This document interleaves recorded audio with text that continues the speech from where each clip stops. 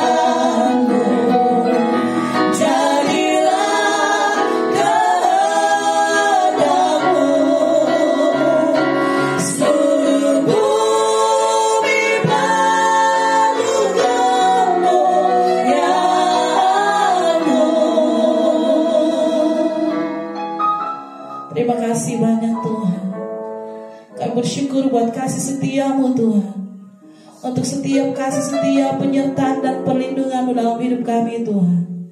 Terima kasih Tuhan, Kau terlalu baik dalam hidup kami Bapa. Engkau tidak pernah meninggalkan kami walau sedetik pun Bapa. Kami bersyukur kami punya Tuhan yang dahsyat dan luar biasa seperti Engkau, yang begitu mengasihi seluruh hidup kami Bapa. Terima kasih banyak Tuhan Yesus. Pada hari ini Tuhan, Kau mau memuji dan memuliakan nama-Mu Tuhan.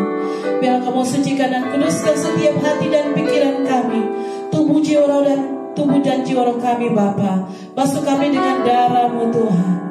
Terima kasih banyak Tuhan.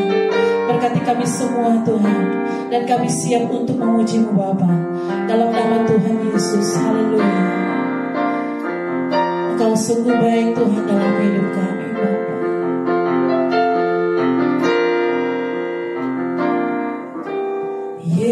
Yesus, Kau sungguh baik. Yesus, nama-Mu indah. Yesus, ku cinta Kau selalu. Ku tinggikan, ku agungkan selamanya. Katakan Yesus. Yesus, Kau sungguh baik. Yesus, nama-Mu indah. Yesus, ku cinta Kau selalu. Ku tinggikan, ku agungkan selamanya. Ku mau memuji-Mu. Ku mau menyembah-Mu, ku selalu sembah-Mu. Kau yang layak terima semua pujian, kemuliaan hanya bagi Tuhan. Oh, Yesus, Kau sungguh baik. Yesus, nama-Mu indah. Yesus,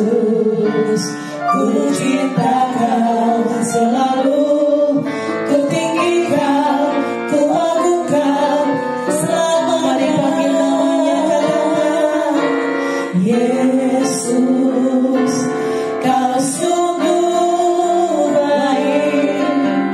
Yesus, namamu indah.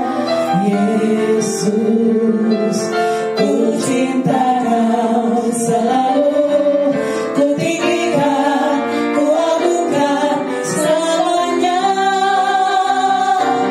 Ku mau memujimu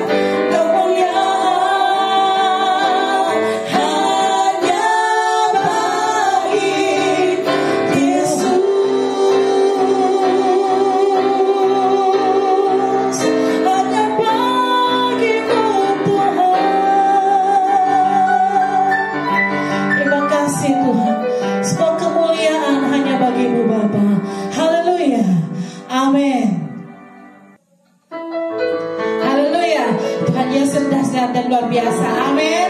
Mari kita bersyukur dan memuji Tuhan. Sebelum kita semua bangkit berdiri, kita akan pujian masuk hadiratnya dengan hati bersyukur. Amin.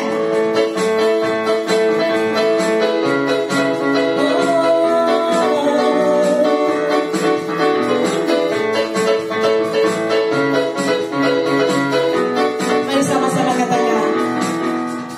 Masuk hadiratnya dengan hati bersyukur, memuji Dia, memuji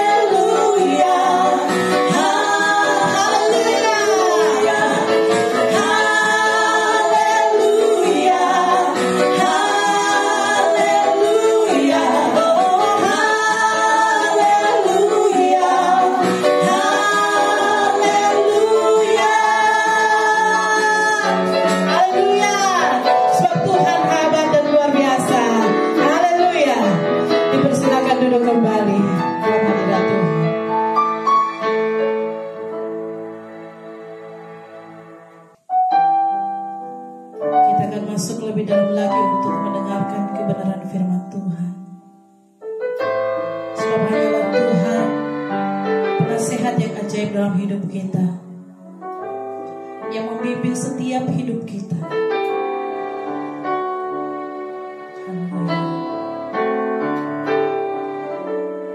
Penasehat di hidupku, penghibur bagi jiwaku, ya Roh Kudus penolongku di tubuh jiwa dan rohku.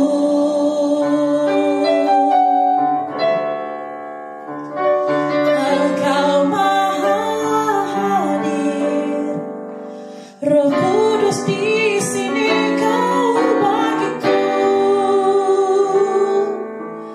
pimpin hidupku dan jalanku, kuasa-Mu hidupkan jiwaku. Engkau maha hadir, Roh Kudus di sini kau bagiku, naungi hidupku dan jalanku, kuasa-Mu terjadi bagiku.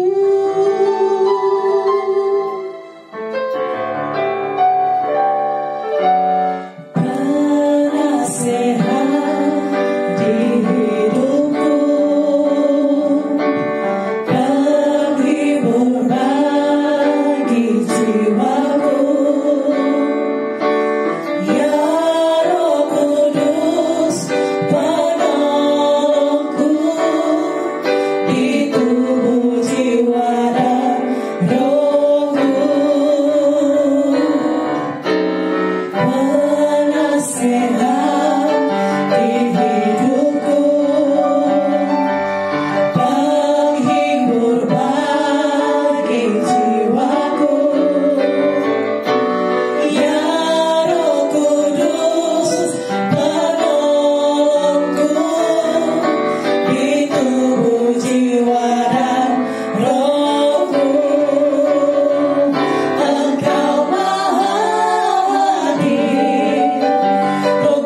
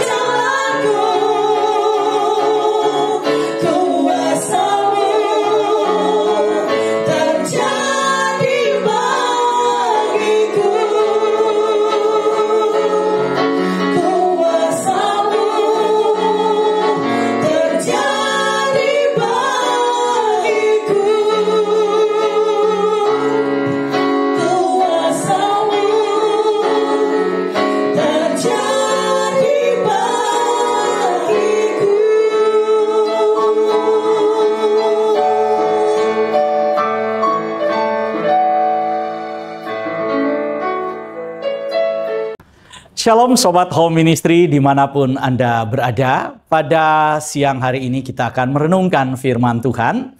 Kita akan belajar bersama karena pada minggu-minggu ini kita memang khususkan sesi firman Tuhan untuk belajar pendalaman firman Tuhan. Secara khusus kita akan belajar tentang penciptaan manusia, tujuan manusia diciptakan, dan kenapa Yesus menjadi jalan keselamatan bagi manusia. Ini terkait erat karena ada kalanya ketika kita menjadi percaya, menjadi orang Kristen, kita bicara keselamatan, yang ada di kepala kita langsung masuk sorga. Nah, ini penting saudara kita pahami. Kenapa? Karena sorga itu terlalu kecil untuk Tuhan.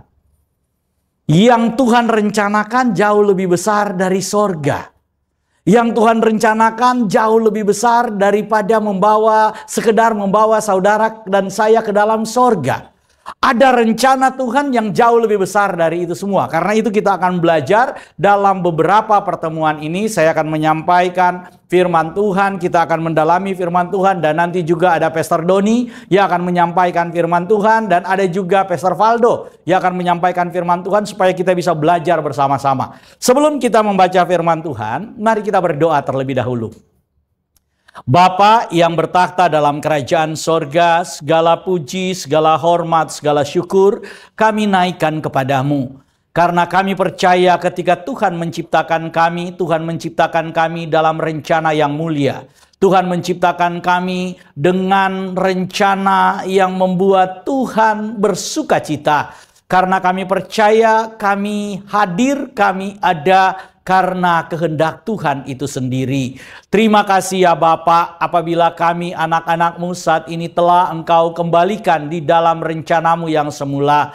Biarlah saat ini kami menjalani hari-hari kami, berjalan sesuai dengan kehendak Tuhan dalam hidup kami. Kami rindu mendengar firman-Mu, merenungkan firman-Mu, belajar firman-Mu. Kami minta kuasa Roh Kudus saat ini, yang saat ini langsung mengajar kami. Biarlah firman-Mu itu menghidupi kehidupan kami, dan firman-Mu ini menjadi kekuatan buat kami. Karena kami percaya ketika firman-Mu diberitakan, yang sakit dijamah disembuhkan oleh Tuhan, yang berbeban berat diberi kelepasan kelegaan oleh Tuhan, yang mengalami berbagai macam pergumulan diberi jalan keluar oleh Tuhan. Oleh bilur-bilur darah Tuhan Yesus, kami percaya kami telah disembuhkan dalam nama Tuhan Yesus. Mujizat kami terima, dan saat ini kami menjadi orang yang lebih dari pemenang. Berfirmanlah kepada kami ya Bapa, kami siap mendengar firman-Mu. Dalam nama Tuhan Yesus kami berdoa. Haleluya. Amin. Ya, silakan duduk Sobat Home Ministry yang saat ini ada di wilayah Jawa Barat, di Purwakarta, Bandung, Soreang, dan sekitarnya. Serta teman-teman yang ada di Jakarta, yang ada di Sukabumi, yang ada di Cianjur, yang ada di Manado, dan di berbagai tempat yang mengikuti program dari Home Ministry. Kita baca firman Tuhan. Diambil dari Kejadian pasal pertama ayat 26 sampai 28. Kejadian 1 ayat 26 sampai 28, demikian firman Tuhan. Berfirmanlah Elohim, baiklah kita menjadikan manusia menurut gambar dan rupa kita, supaya mereka berkuasa atas ikan-ikan di laut dan burung-burung di udara, dan atas ternak dan atas seluruh bumi, dan atas segala binatang melata yang merayap di bumi. Maka Elohim menciptakan manusia itu menurut gambarnya. Menurut gambar Elohim diciptakannya dia, laki-laki dan perempuan diciptakannya mereka.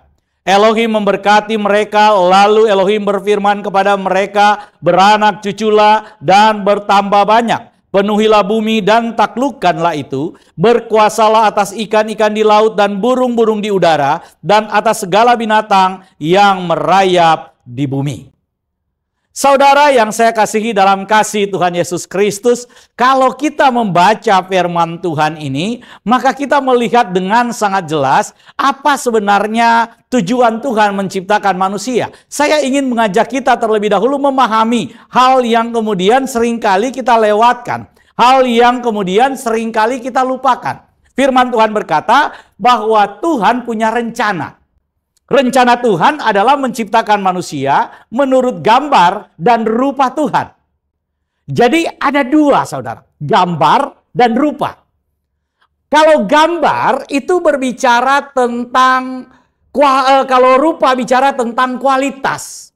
Kalau gambar berbicara tentang komposisi. Jadi manusia dalam rencana Tuhan, Tuhan ingin menciptakan manusia, menciptakan satu makhluk yang kemudian diberi nama Adam atau Adama atau manusia itu dalam kapasitas dengan komposisi yang sesuai dengan gambarnya. Jadi manusia itu diciptakan berdasarkan komposisi ilahi. Berdasarkan komposisi, maksudnya apa sih, Pak? Kalau bicara tentang komposisi itu maksudnya apa? Nih, saudara, kalau kita bicara tentang komposisi misalnya ketika ada seorang pematung, karena gambar itu juga biasa diterjemahkan sebagai patung. Ya. Jadi kalau ada seorang pematung, ketika dia ingin kemudian menciptakan satu patung, dia ingin membuat satu patung. Ini anggaplah saudara paham ya.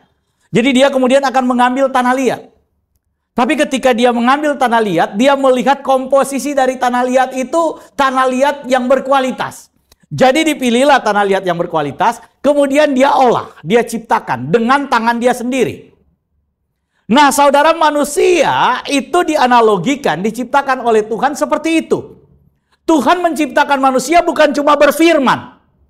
Kalau yang lain Tuhan berfirman jadi maka jadi. Tapi ketika bicara tentang manusia, Tuhan kemudian membuat. Tuhan menciptakan. Dia kemudian mengadakan manusia itu. Yaitu ada komposisi tanah itu. Karena dari sanalah dia diambil. Tapi kemudian ada tangan Tuhan yang kemudian menciptakan dia. Di mana komposisi yang diletakkan Tuhan di dalam diri manusia itu ada komposisi ilahi. Sehingga tanah itu menjadi daging. Tapi daging bukan sembarang daging, tapi daging sorgawi. Daging yang memiliki unsur kekekalan. Daging yang tidak kemudian dijamah oleh maut. Daging yang kemudian tidak disentuh oleh maut. Sama seperti asalnya tanah itu, debu tanah itu. Jadi asal manusia memang dari tanah. Tapi ketika Tuhan menciptakan dia menjadi komposisi yang baru. Inilah rencana Tuhan. Jadi tanah Tuhan ciptakan untuk jadi unsur asal manusia, tapi dengan komposisi sorgawi. Sehingga ketika manusia Adam itu terbentuk, komposisi tubuhnya ini adalah komposisi yang layak untuk ada dalam lingkungan ilahi. Untuk ada berhadap-hadapan muka dengan Tuhan. Untuk ada dan bisa melihat Tuhan. Ini penting. Kenapa? Karena setelah manusia jatuh ke dalam dosa, maka manusia mengalami apa yang disebut dengan penurunan kualitas kemanusiaannya. Komposisinya kembali kepada komposisi asalnya dia, yaitu tanah. Oleh karena itu, kalau kita lihat, mari kita lihat dulu supaya saudara bisa paham bagaimana sebenarnya komposisi asali manusia itu. Di dalam 1 Korintus, ini Rasul Paulus menulis, 1 Korintus pasal 3 ayat 18, firman Tuhan berkata begini, kita semua mencerminkan kemuliaan Tuhan dengan muka yang tidak berselubung, dan karena kemuliaan itu datangnya dari Tuhan yang adalah Roh, maka kita diubah menjadi serupa dengan gambarnya dalam kemuliaan yang semakin besar. Oh, ternyata begini caranya, saudara. Jadi bagaimana Tuhan mengubah dari tanah itu menjadi segambar dan serupa dengan dia? Firman Tuhan bilang, kita semua mencerminkan kemuliaan Tuhan dengan muka yang tidak berselubung. Kalau saudara baca dalam Kejadian 1 ayat 1, itu kemudian dijelaskan. Werua Elohim merakefet. Jadi ketika roh Tuhan itu melayang-layang di atas permukaan air, dalam terjemahan Indonesianya melayang-layang. Tapi kalau saudara baca, ayat selanjutnya dikatakan alpenetehom. Jadi ada upaya di mana kemudian Tuhan itu, roh Tuhan itu menghadapkan wajahnya kepada apa? Kepada mayim. Kepada apa? Kepada air. Ceritanya seperti itu. Tapi mayim di sini juga bisa diterjemahkan sebagai benih. Jadi Tuhan menghadapkan wajahnya kepada satu benih. Jadi proses penciptaan manusia itu sudah ada sejak Kejadian 1 ayat 1 di dalam rencana Tuhan. Di mana ada benih yang Tuhan hadapkan wajahnya, sehingga ketika berhadap-hadapan wajah dengan Tuhan, benih ini itu menjadi serupa dan segambar dengan Tuhan. Ini analogi yang diceritakan oleh Kejadian 1 ayat 1, saudara. Jadi dalam Kejadian 1 ayat 1 sudah ada unsur bagaimana kemudian rencana Tuhan itu dinyatakan. Eksekusinya itu ada di dalam Kejadian 1 ayat 27. Maka diciptakanlah manusia menurut gambar. Rupanya kemana? Nah, ini nanti kita akan bahas di khotbah selanjutnya. Sekarang kita akan bahas tentang gambar dulu. Jadi proses penciptaan gambar Tuhan, itu firman Tuhan bilang, kita semua mencerminkan kemuliaan Tuhan. Jadi sebenarnya Tuhan terlebih dahulu menghadapkan wajahnya kepada kita. Dia menjadikan dirinya sebagai cermin buat saudara, sehingga refleksi diri Tuhan itu kemudian terimpartasi dalam kehidupan kita, menjadi milik kita, menjadi serupa dengan kita, menjadi segambar dengan kita, sehingga saudara memiliki komposisi yang dari tanah itu, tanah liat itu, debu tanah itu, memiliki komposisi sorgawi yang segambar dengan Tuhan. Inilah yang dikatakan oleh Rasul Paulus.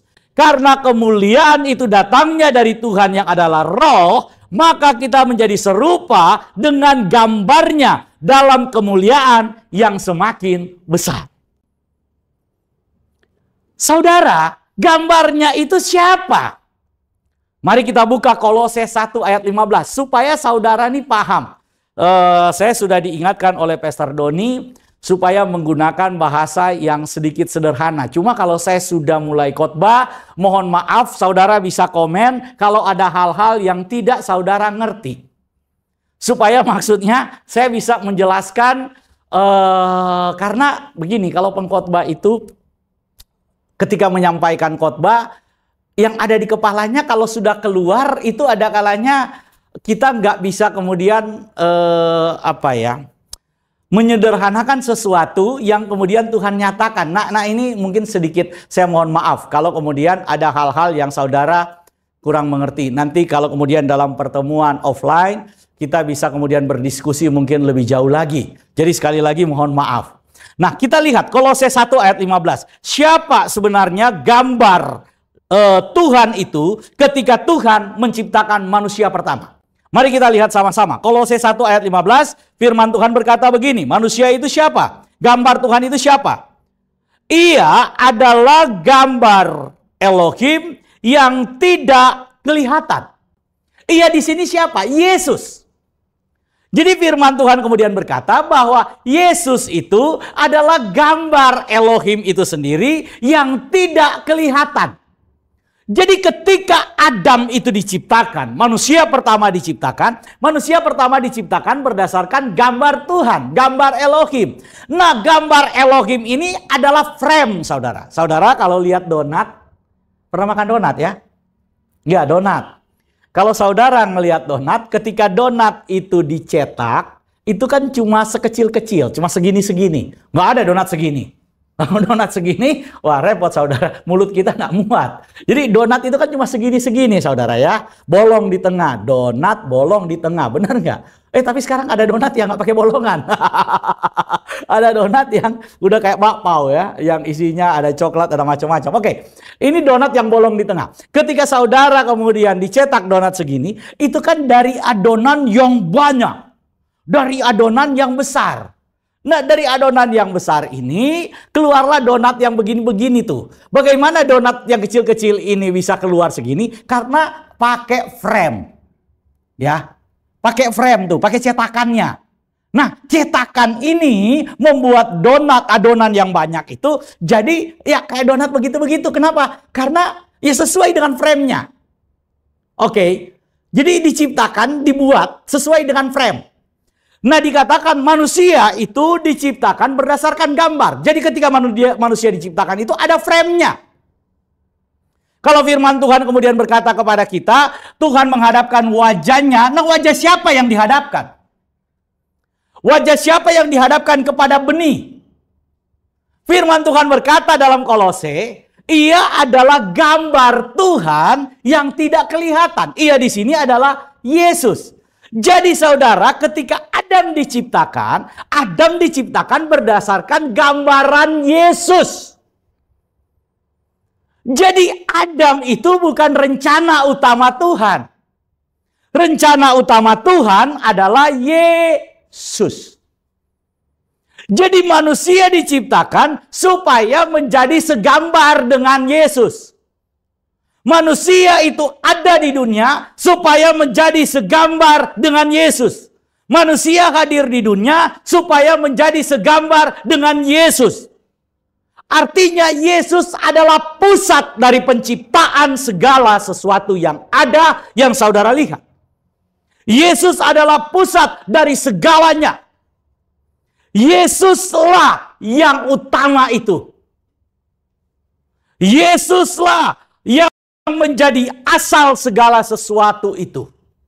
Yesuslah yang menjadi dasar aturan segala sesuatu itu.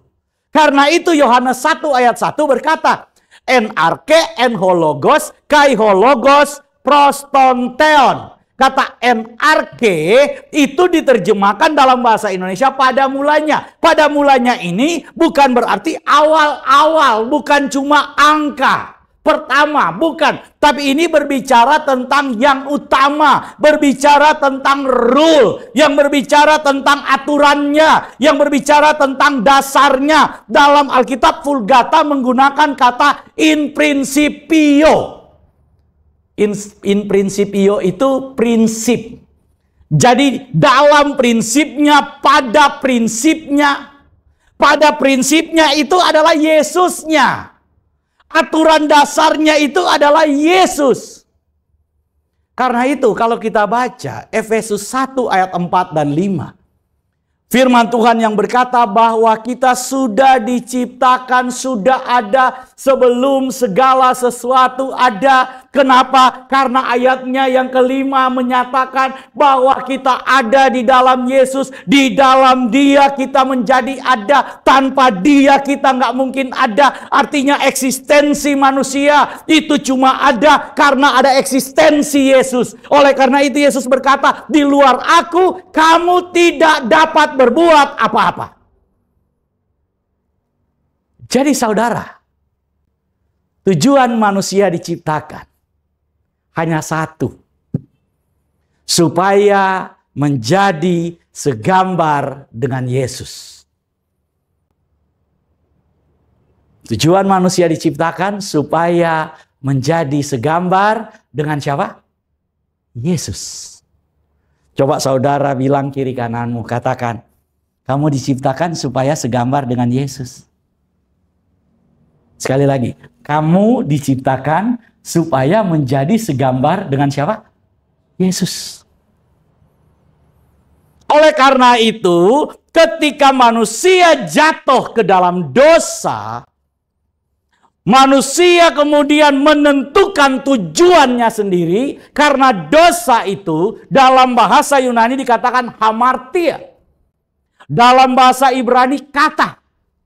Kata hamartia atau kata itu, kalau kata-kata itu artinya dilewatkan.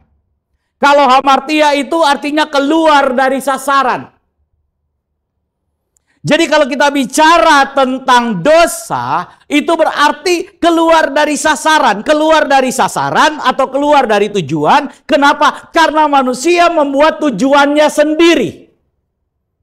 Tujuan Tuhan menciptakan manusia supaya manusia itu menjadi segambar dengan Yesus dan dia bereproduksi, menghasilkan anak-anak, menghasilkan keturunan yang segambar dengan Yesus. Ulang saudara ya. Tujuan Tuhan menciptakan manusia supaya menjadi segambar dengan siapa? Yesus. Ketika ayat 28 bacaan kita Kejadian 1 ayat 28 firman Tuhan berkata bahwa Tuhan berfirman memberkati mereka, Tuhan memberkati mereka dan berfirman kepada mereka, beranak cuculah dan bertambah banyak. Ini ada perintah reproduksi, di sini ada perintah kebudayaan. Jadi ada perintah supaya beranak cucu. Kenapa kemudian manusia diperintahkan untuk beranak cucu atau melakukan reproduksi? Supaya manusia itu bisa menghadirkan gambar Yesus di tengah manusia lewat anak-anak manusia. Tapi manusia kemudian jatuh ke dalam dosa. Ketika manusia jatuh dalam dosa, gambar dan rupa Tuhan dalam diri manusia menjadi rusak. Akibatnya manusia kehilangan kemuliaan Tuhan. Dan tanpa kemuliaan Tuhan dalam diri manusia, manusia kembali menjadi debu tanah yang rapuh.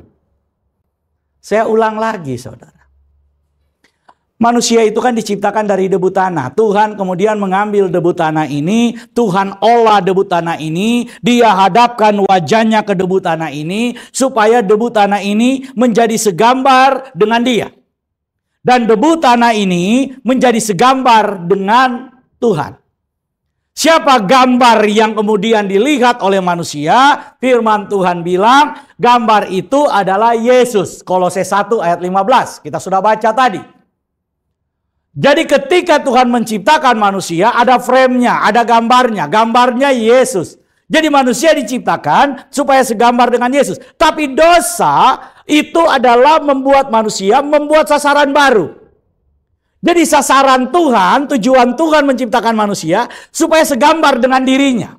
Supaya segambar dengan Yesus itu. Tapi manusia membuat sasaran yang baru.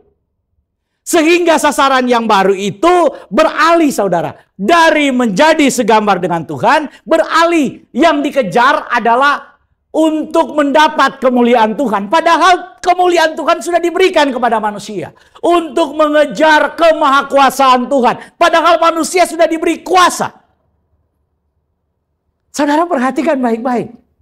Manusia melenceng dari tujuan. Dengan dia segambar dengan Tuhan, semua makhluk tunduk. Dengan dia segambar dengan Tuhan, maka kemudian segala sesuatu itu ada di bawah kuasanya. Tapi iblis kemudian membisikkan kepada manusia. Menjadikan kekuasaan itu sebagai tujuannya. Menjadikan kekuasaan itu sebagai upaya kehidupan manusia di dunia ini. Padahal Tuhan kepengen manusia itu menjadi segambar dengan Dia. Karena dengan kesegambaran itu, segala kuasa ada dalam dirinya. Segala perintah yang Dia katakan makhluk tunduk. Tapi manusia justru mengejar kekuasaan itu. Dia nggak sadar kalau dia berkuasa. Kita ada kalanya nggak sadar bahwa dalam diri kita ini ada kuasa. Kita justru capek mengejar kekuasaan.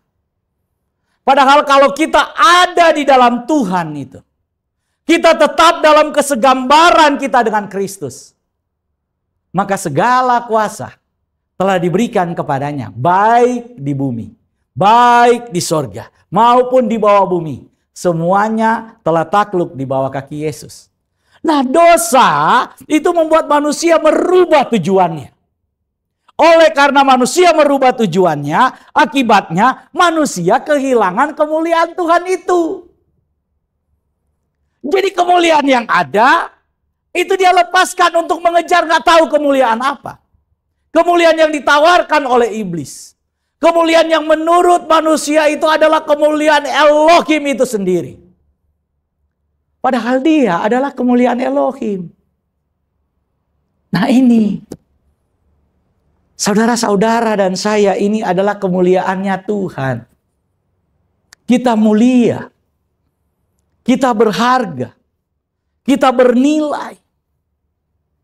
Bukan karena karir yang saudara sudah capai. Bukan karena jumlah harta yang sudah saudara kumpulkan. Bukan karena hal-hal apa yang telah saudara mampu dapatkan.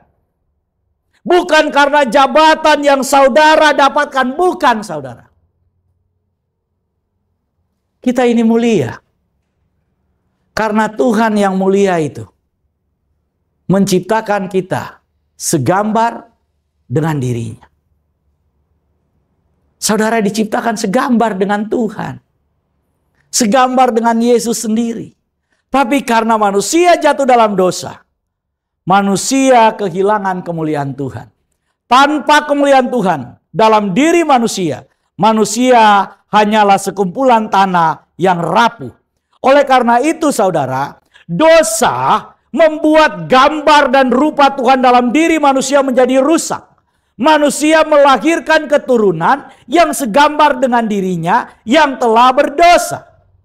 Mari kita baca. Di dalam kejadian pasal yang kelima ayat yang ketiga. Dalam firman Tuhan itu dikatakan bahwa manusia melahirkan keturunan yang bernama Set yang segambar dengan dirinya. Ayat yang pertama dikatakan bahwa manusia diciptakan Tuhan segambar dan serupa dengan Tuhan. Tapi ketika manusia jatuh dalam dosa, ayat yang ketiga mengatakan bahwa manusia melahirkan keturunan. Tujuan Tuhan menciptakan manusia tadi supaya segambar dengan Yesus, segambar dengan Tuhan. Diperintahkan untuk beranak cucu supaya mereproduksi keturunan-keturunan yang segambar dengan Tuhan. Tapi karena manusia jatuh dalam dosa, maka keturunan manusia tidak lagi segambar dan serupa dengan Tuhan, tapi segambar dengan dirinya.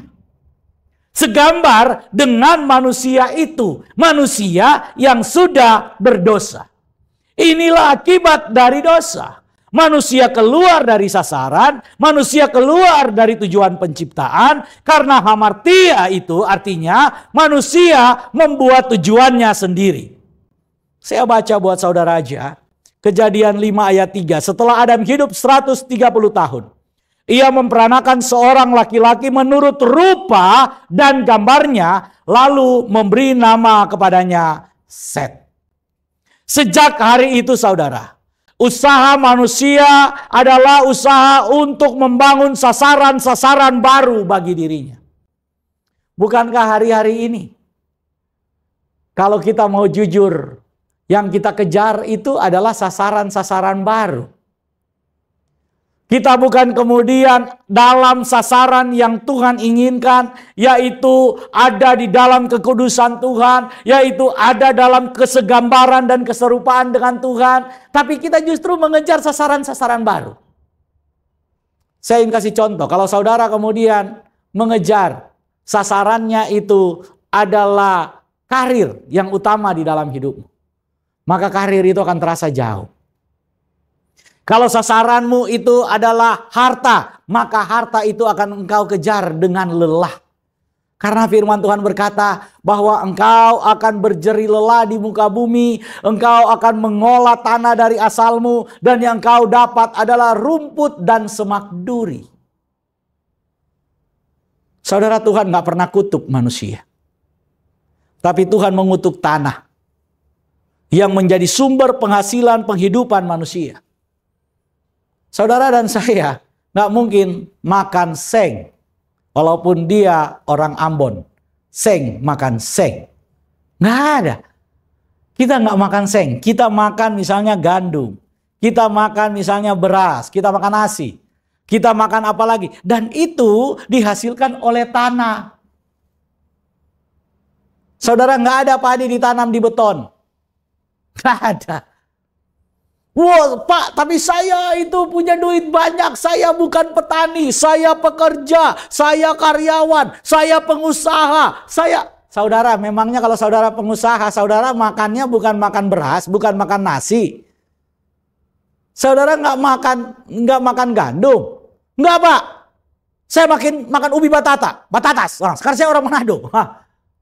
Saudara, memang itu batatas dari mana? Dari langit. Nggak ditanam di tanah. Firman Tuhan sudah bilang begitu. Bahwa dari sana asalmu, engkau akan kembali kepada tanah, dan engkau akan hidup dari tanah. Sebelumnya manusia hidup dari mana? Dari pemeliharaan Tuhan. Di Taman Eden manusia nggak perlu bekerja lelah. Manusia nggak perlu menggarap tanah. Semuanya disediakan oleh Tuhan. Tapi ketika manusia jatuh dalam dosa, maka dia harus mengusahakan makanannya dari tanah dan dia akan kembali kepada tanah. Inilah akhirnya yang menjadi tujuan manusia. Dengan usahanya manusia akan terus membangun sasaran baru bagi dirinya. Dan akhir dari semua usaha manusia adalah mati. Mati, saudara. Akhir dari perjalanan hidup kita apa? Mati. Siapa yang akan mati? Saudara mau kaya, mau miskin, mau berpangkat tinggi, mau saudara cuma ibu rumah tangga, saudara nggak punya pekerjaan, saudara banyak pekerjaan, banyak gawe, kata orang Palembang. Akhirnya cuma satu, mati. Nggak ada manusia yang kemudian nggak mati-mati. Mati.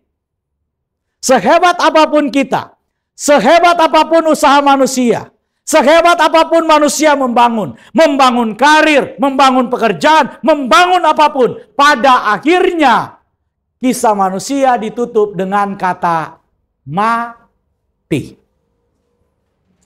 Inilah akibat dosa.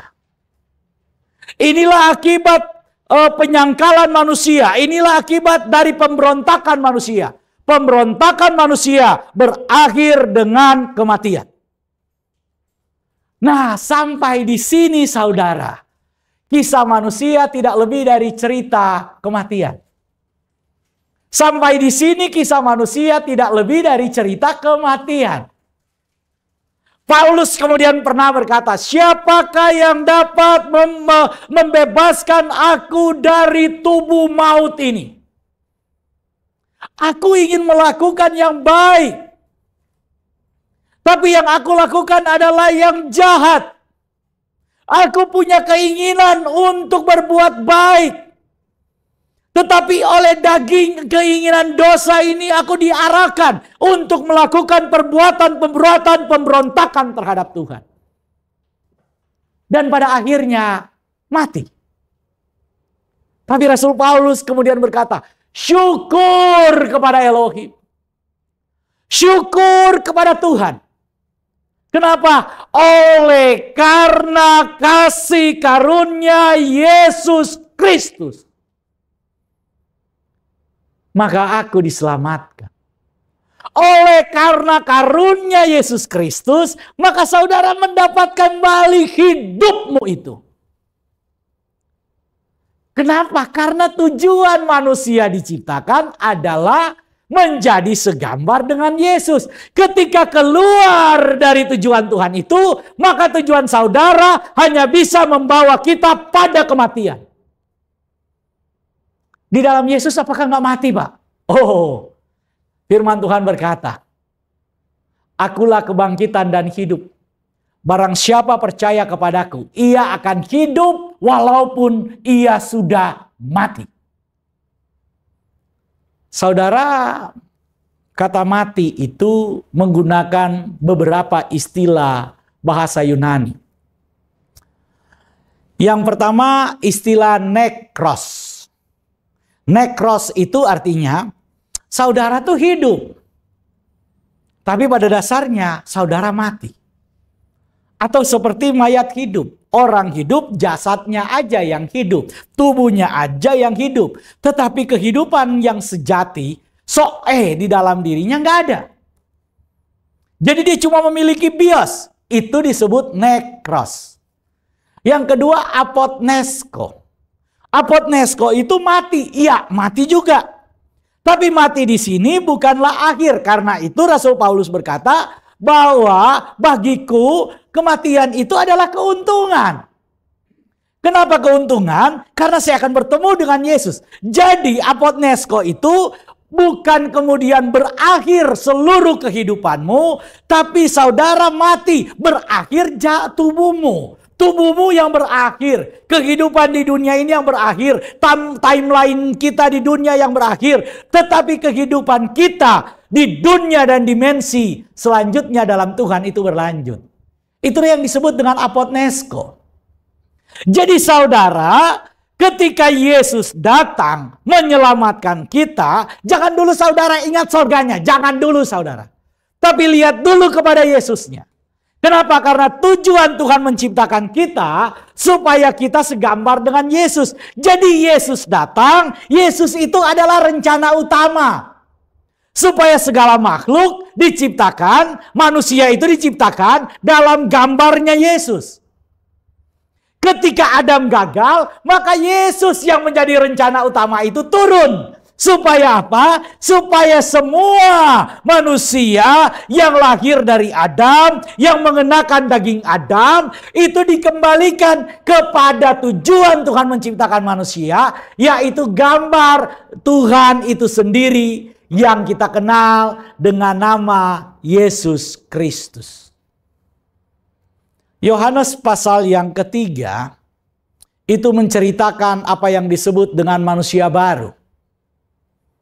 Saudara, Nikodemus datang. Nikodemus ini adalah salah satu elit Yahudi. Dia adalah salah satu pemimpin agama Yahudi. Dengan kata lain, kalau bicara tentang Torah, bicara tentang firman, wah, dia pakar. Tapi dia datang kepada Yesus. Dia kemudian diskusi dengan Yesus. Yesus bilang, kalau kamu tidak dilahirkan kembali, kamu tidak akan masuk dalam kerajaan Elohim. Dia kemudian berkata, bagaimana mungkin Tuhan? Saya ini udah tua begini. Masakan saya harus masuk kembali ke rahim ibuku? Kemudian dilahirkan kembali? Ini nggak masuk akal. Ini nggak masuk logika.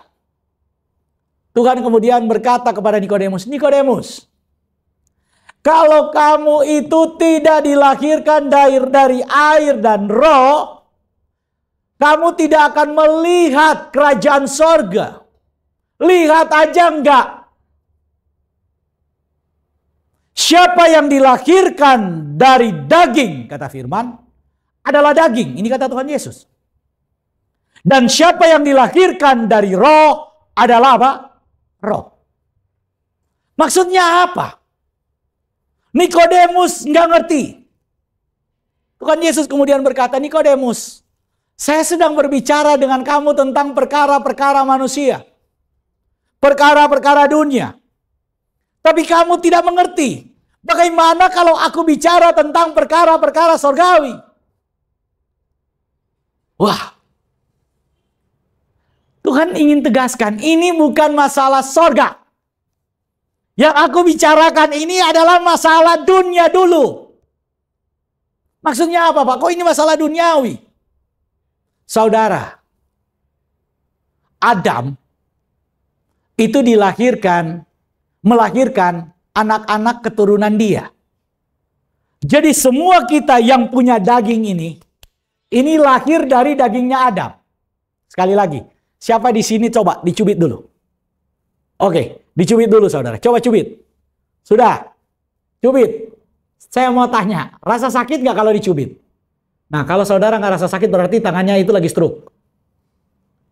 Nah, coba cubit. Sakit ya? Sakit juga ini. Udah merah nih tangan saya cubit-cubit. Saudara, kalau kita sakit ini berarti daging.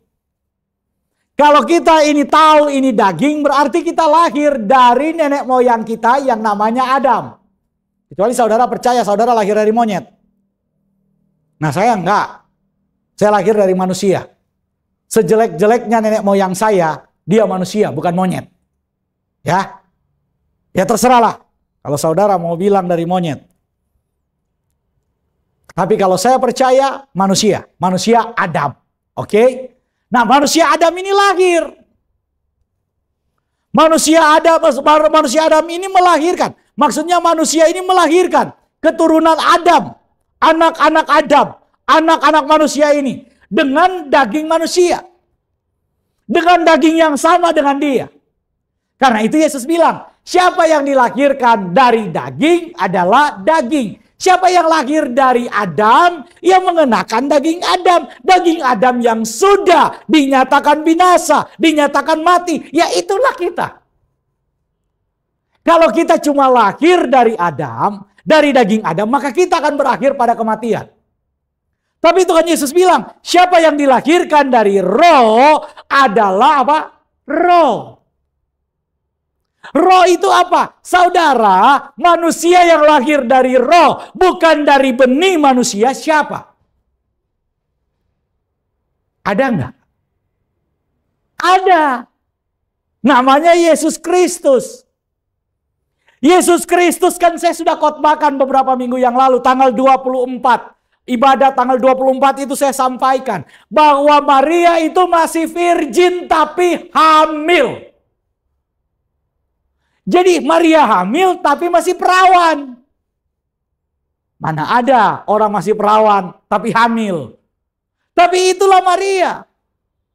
Maria itu hamil tapi dalam kondisi dia masih perawan. Dia keperawanan Maria menunjukkan kemurnian bayi yang ada di dalam kandungannya.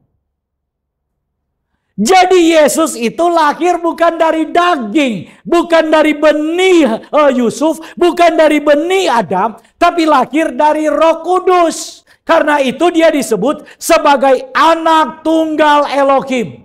Karena begitu besar kasih Elohim akan dunia ini, sehingga ia mengaruniakan anaknya yang tunggal, monogenes theos. Monogenes theos, satu-satunya genetik dari Elohim itu sendiri, dari theos.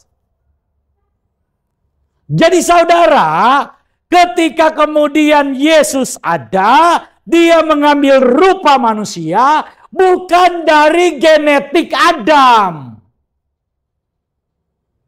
Kenapa? Tapi kan dia ambil daging Maria, betul. Ambil daging Maria, iya. Tapi yang disebut dengan benih itu adalah benih laki-laki. Karena itu kalau dikatakan keturunan, gak ada keturunan Hawa. Adanya keturunan Adam. Saudara, ya, saya harap saudara paham. Karena waktu kita saya tinggal 5 menit. Saya ingin mempercepat khotbah saya. Jadi ketika kemudian Yesus itu ada, Yesus mengatakan yang dilahirkan dari daging Adam, anak-anak Adam, itu mewarisi daging Adam adalah daging.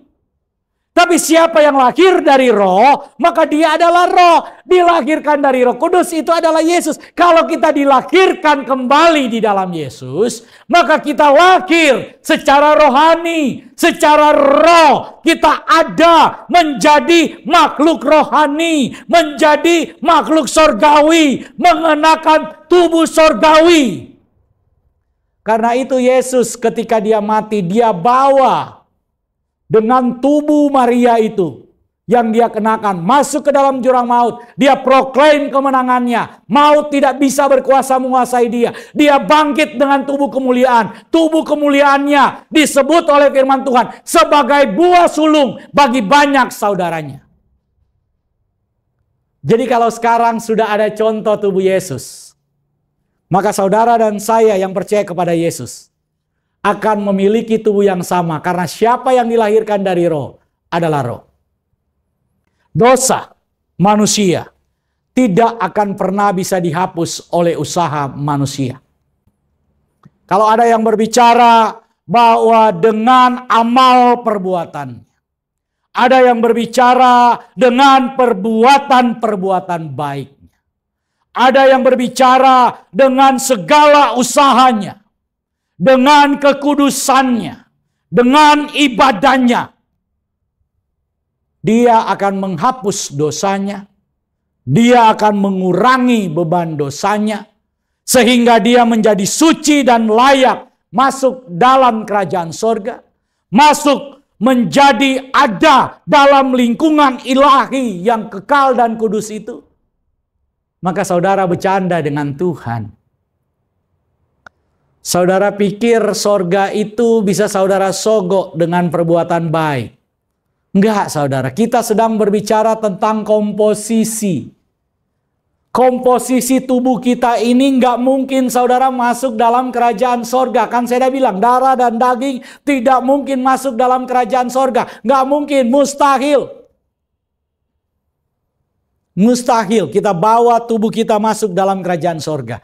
Karena itu, Yesus datang supaya apa? Supaya komposisi yang nggak layak ini menjadi layak untuk masuk dalam kerajaan sorga. Jadi Yesus datang supaya apa? Supaya tujuan awal penciptaan manusia itu dikembalikan kepada tujuan yang sebenarnya. Dosa manusia hanya bisa dihapus oleh usaha Tuhan. Dosa manusia hanya bisa dihapus oleh inisiatif Tuhan. Tujuan akhir keselamatan adalah menjadi makan manusia kembali segambar dan serupa dengan Tuhan. Tapi rupa nanti kita akan bahas selanjutnya. Untuk mengembalikan manusia pada tujuan awal penciptaan, maka manusia harus diciptakan ulang menjadi ciptaan baru yang segambar dengan Tuhan. Panggilan keselamatan kita adalah panggilan pemulihan umat manusia dalam rencana awal penciptaan, yaitu menjadikan manusia makhluk yang segambar dan serupa dengan Tuhan. Panggilan pemulihan ini saya sebut sebagai panggilan keselamatan. Kristus itu harus tinggal di sorga sampai waktu pemulihan segala sesuatu, seperti yang difirmankan oleh Elohim dengan perantaraan nabi-nabinya yang kudus di zaman dahulu. Kisah Para Rasul 3 ayat 21. Jadi saya ingin sampaikan dalam pertemuan kita hari ini, saudara dan saya dipanggil untuk diselamatkan. Itu artinya apa? Saudara dan saya dipanggil untuk menjadi segambar dan serupa dengan Yesus.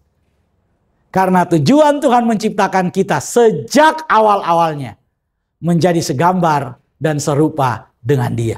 Sorga bagaimana, Pak? Itu bonus. Karena di mana Yesus berada, maka di situ kita berada.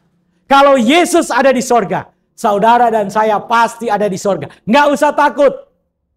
Karena di mana Yesus berada, kita yang segambar dengan Yesus, di situ pun kita akan berada.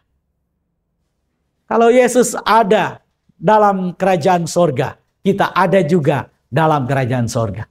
Pertanyaannya, saudara mau tinggal di sorga tanpa Yesus? Oh, itu sorga 72 bidadari. Itu bukan sorga Yesus. Dan saya nggak mau sorga seperti itu. Saya mau sorga yang ditempati oleh Yesus. Yesus sebagai Raja Kerajaan sorga. Dan disitulah kita akan berada. Di mana Yesus berada, di situ kita berada.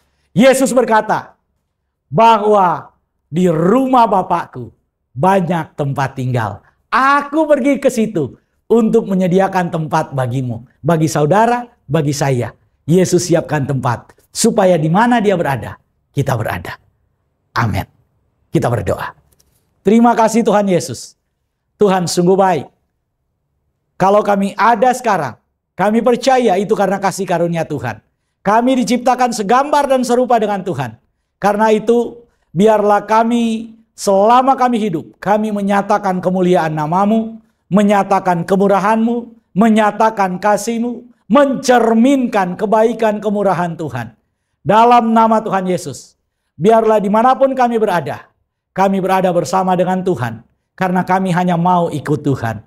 Kami hanya mau iring Yesus sampai selama-lamanya. Dalam nama Tuhan Yesus kami berdoa. Haleluya. Amin. Sobat Home Ministry, pada pertemuan selanjutnya kita akan berbicara tentang rupa Tuhan. Tadi kita bicara tentang gambar Tuhan. Nanti kita akan bicara tentang rupa Tuhan. Tapi mungkin kita akan kemudian mendengarkan firman Tuhan juga yang akan disampaikan oleh Pastor Doni, Gembala Home Ministry, yang akan menyampaikan kepada kita tentang dasar-dasar iman Kristen. Sampai jumpa, Tuhan Yesus memberkati kita semua. Haleluya. Amin. Sobat Home Ministry dimanapun Anda berada, saat ini kita akan masuk dalam sakramen perjamuan kudus. Dan saya persilakan saudara yang ada di rumah untuk bangkit berdiri. Bagi saudara-saudara yang saat ini sudah menyiapkan sarana perjamuan kudus, Mohon dipegang dan kita akan doakan sama-sama. Di dalam nama Tuhan Yesus saat ini kami mengangkat roti dan anggur ini. Kami kuduskan, kami sucikan di dalam nama Tuhan Yesus menjadi layak digunakan untuk perjamuan kudus ini. Dalam nama Tuhan Yesus, haleluya, amin. Saudara, dengarkanlah ketetapan perjamuan kudus. Yesus berfirman, "Akulah roti hidup yang telah turun dari sorga.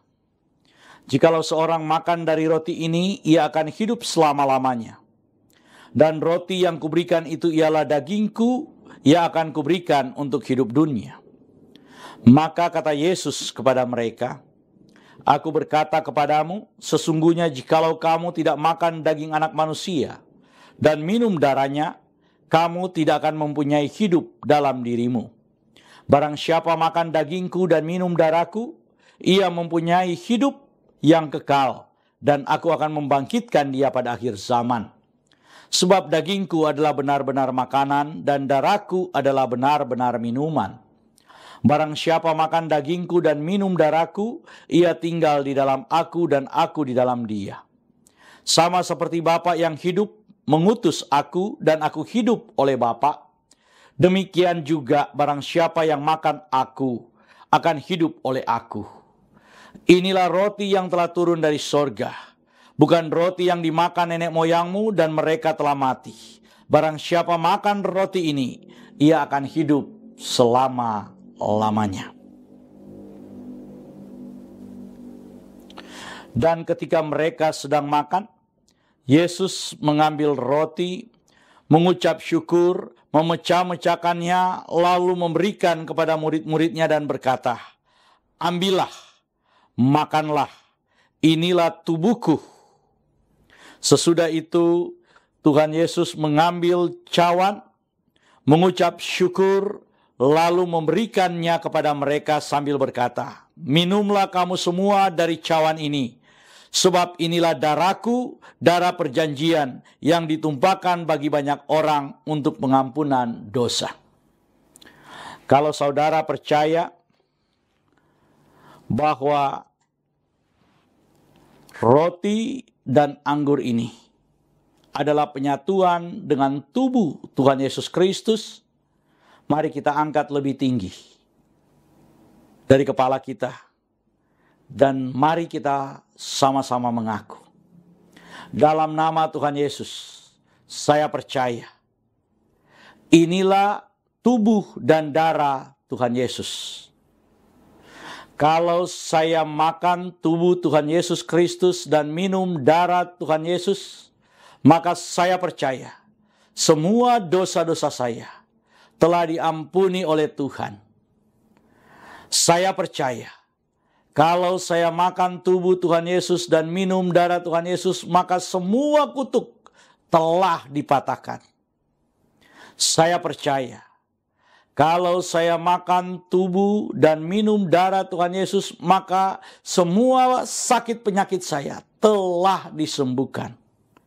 Saya percaya kalau saya makan tubuh Tuhan Yesus dan minum darah Tuhan Yesus, maka saya mendapat bagian dalam tubuh Kristus, dan saya akan diberi tubuh kemuliaan, dan Tuhan akan mengangkat saya ketika Tuhan Yesus datang di awan-awan yang permai untuk menyatu dan bertemu dengan Dia. Saya percaya inilah tubuh dan darah Tuhan Yesus Kristus. Kita angkat lebih dulu tubuh Tuhan Yesus Kristus dan kita berkata, inilah tubuh Tuhan Yesus Kristus dalam nama Tuhan Yesus. Kita minum darah Tuhan Yesus Kristus dan kita berkata dalam nama Tuhan Yesus Kristus.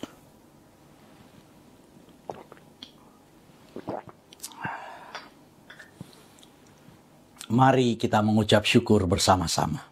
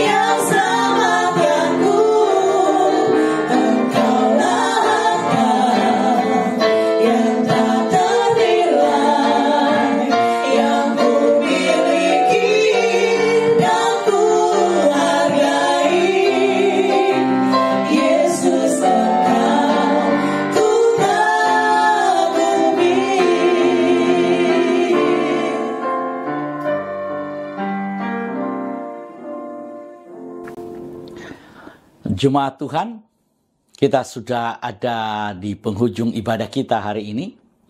Sebelum kita masuk dalam doa berkat, kami ingin memberitahukan bahwa Home Ministry terus melayani jemaat Tuhan. Dan saat ini kami sudah mengadakan ibadah minggu.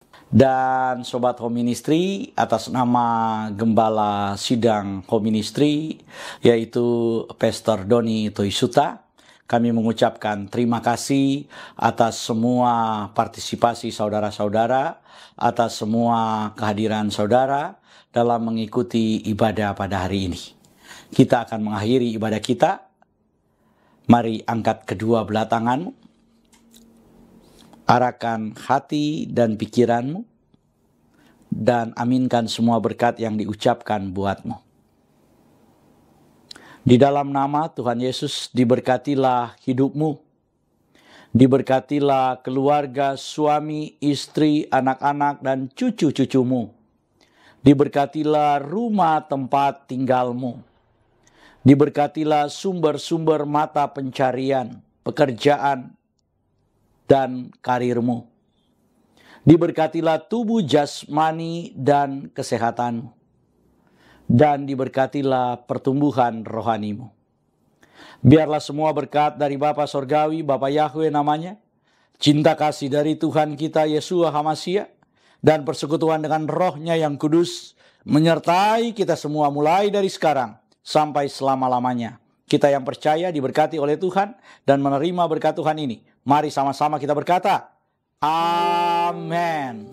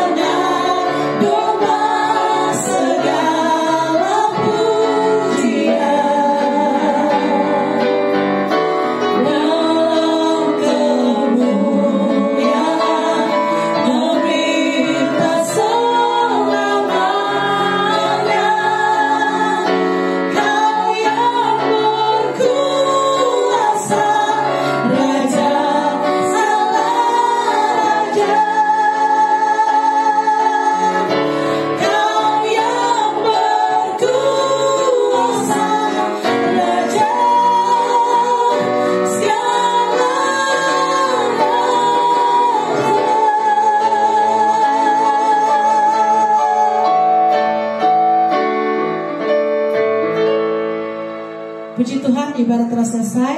Dan selamat hari Minggu. Bapak Yahweh memberkati kita semua. Shalom.